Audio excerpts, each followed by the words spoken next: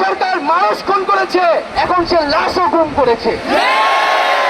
এই সরকার কোনোভাবে আর এক মিনিট ক্ষমতায় থাকার শেখ হাসিনা সহ এই সরকারের পতন এবং ফ্যাসিবাদের ছিল এবং এই সরকারের লুটপাট, গণহত্যা সহ দুর্নীতি সহ সকল কিছুর বিচার নিশ্চিত করা এবং আগের সকল হত্যা, খুন, নিপীড়নেরও বিচার করা হবে। সকল রাজবন্দীদের মুক্তি নিশ্চিত করতে হবে। আমরা প্রয়োজনে জেল মুক্ত করে আমার ভাইদেরকে নিয়ে আসব। আপনারা দেখেছেন কিভাবে এই ঢাকা বিশ্ববিদ্যালয়ে আমাদের বোনদেরকে ছাত্রলীগের হায়নারা পিটিয়েছে, নির্মমভাবে হামলা করেছে। আমরা তারপরে দেখেছি যে আইন শৃঙ্খলা বাহিনীকেও দমন পীড়নে কাজে লাগিয়ে সারা দেশের ছাত্রদের উপরে নির্মম অত্যাচার শুরু করা হয়েছিল। এর প্রতিবাদে আমরা সারা বাংলাদেশে শাটডাউন কর্মসূচি দিয়েছিলাম এবং সেই শাটডাউন কর্মসূচিতে সারা বাংলার ছাত্রদের সাথে অভিভাবক, শিক্ষক সহ, শ্রমিক সহ সর্বস্তরের নাগরিকরা আমাদের সাথে এসে আমাদের নিরাপত্তা দিতে নেমে এসেছিলেন এবং আমরা দেখেছি যে এই সরকার সেই শাটডাউন কর্মসূচিতে ইন্টারনেট বন্ধ করে দিয়ে একটা ডিজিটাল ক্র্যাকডাউন শুরু করেছিল। পরবর্তীতে পুলিশ পিছু হটলে সেনাবাহিনীকে নামিয়ে কারফিউ জারি করা হয়েছিল। তারপরেও ছাত্র জনতাকে কিন্তু প্রতিরোধ থামে নাই। ছাত্র জনতা 19 জুলাই কারফিউ ভাঙার ঘোষণা আমরা দিয়েছিলাম রাতে এবং সেই ঘোষণা কোনো মিডিয়ায় প্রচার করতে দেওয়া হয় নাই। 19 জুলাই আমাদের সমন্বয় পর্যন্তকে তুলে নিয়ে নির্মমভাবে অত্যাচার করে এবং আমাদেরকে জবরদস্তি করে আন্দোলন প্রত্যাহার এবং সরকারের সাথে সংলাপের জন্য। পরবর্তীতে দেখেছেন হাসপাতালে আমাদেরকে জিম্মি করে রাখা হয়েছিল এবং সেটাও না পেরে ডিবি অফিসে আমাদেরকে তুলে নিয়ে যেয়ে জিম্মি করে আমাদের থেকে বক্তব্য নিয়ে এসেছিল। আপনাদের প্রতি সাধুবাদ থাকবে যে সেই বক্তব্য বিশ্বাস না করে আপনারা রাজপথ দখলে রেখেছেন এবং ডিবি অফিস থেকে আমাদেরকে প্রধানমন্ত্রীর দপ্তরে নিয়ে যাওয়ার পরিকল্পনা তারা করছিল। আপনাদের আন্দোলন এবং আমাদের অনশনের কারণে তাদের সেই পরিকল্পনা নস্যাৎ হয়ে গিয়েছিল।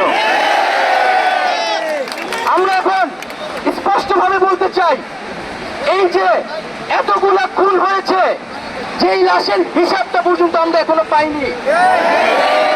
এই সরকার মানুষ খুন করেছে, মানুষ গুম করেছে, এখন সে লাশও গুম করেছে।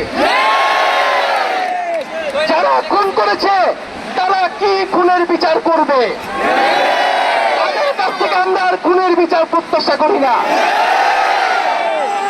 এবং সর্বস্তরের নাগরিকদের উপরে, ছাত্রদের উপরে এই যে ব্লক রেড দিয়ে গ্রেফতার করা হচ্ছে, গুম করা হচ্ছে, নির্যাতন করা হচ্ছে, আমাদের ছাত্রনেতা, সমন্বয়ক এবং সাধারণ শিক্ষার্থী তাদের মোবাইল চেক করে তাদেরকে বাসা থেকে গ্রেফতার করে নিয়ে গ্রেফতার, নিপীড়ন, নির্যাতন, অপরদিকে আমাদেরকে সংলাপের জন্য আহ্বান জানানো। আজকে আমাদের জন্য এই বাংলাদেশের জনগণ নেমে এসেছিল। আমরা এই জনগণকে মুক্ত করতে এখন আমরা আবার রাস্তায় নেমে এসেছি। আমরা আজকে এক দফার দাবিতে আজকে এখানে হাজির হয়েছি এবং আমরা জীবনের নিরাপত্তা, বাংলাদেশের মানুষের জীবনের নিরাপত্তা, সমাজের ন্যায় বিচার প্রতিষ্ঠার জন্য আমরা এক দফার সিদ্ধান্তে উপনীত হয়েছি। এই সরকার কোনোভাবে আর এক মিনিট ক্ষমতায় থাকার শেখ হাসিনা বলেছেন গণভবনের দরজা খোলা আছে।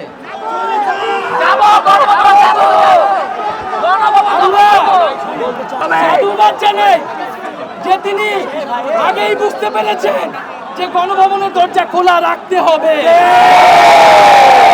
কারণ তার যাওয়ার সময় হয়েছে। আপনি দরজা খুলে অপেক্ষা করুন। আমরা সংলাপ নয়, আমরা আপনাকে উৎখাত করার জন্য আসবো। শেখ হাসিনাকে পদত্যাগ করলেই হবে না। এই যে খুন, লুটপাট, দুর্নীতি এই দেশে হয়েছে, তার বিচার হতে হবে। আমরা পদত্যাগ দিয়ে তাকে কোনো এক্সিট রুট দিতে চাই না। তাকে পদত্যাগ করতে হবে, বিচারের আওতায় আনতে হবে। এবং শুধু শেখ হাসিনা নয়, পুরো মন্ত্রী পরিষদ, সরকার সবাইকে পদত্যাগ করতে হবে। এবং এই যে রেজিম, এই যে ফ্যাসিবাদী শাসন ব্যবস্থা, এটাকে বিলোপ করতে হবে। এবং আমরা এমন একটি বাংলাদেশ গঠন করতে চাই, এমন একটি রাজনৈতিক বন্দোবস্ত তৈরি করতে চাই, যেখানে আর কখনোই কোন ধরনের স্বৈরতন্ত্র, কোন ধরনের ফ্যাসিজম আমরা আমাদের এক দফাটি হলো শেখ হাসিনা সহ এই সরকারের পতন এবং ফ্যাসিবাদের ছিল।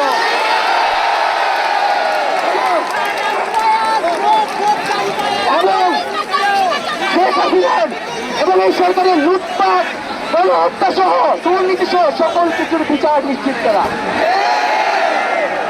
এবং আগের সকল হত্যা, খুন, নিপীড়নেরও বিচার করা হবে। সকল রাজবন্দীদের মুক্তি নিশ্চিত করতে হবে। আমরা প্রয়োজনে জেল মুক্ত করে আমার ভাইদেরকে নিয়ে আসবো। ভাইদের আনবো।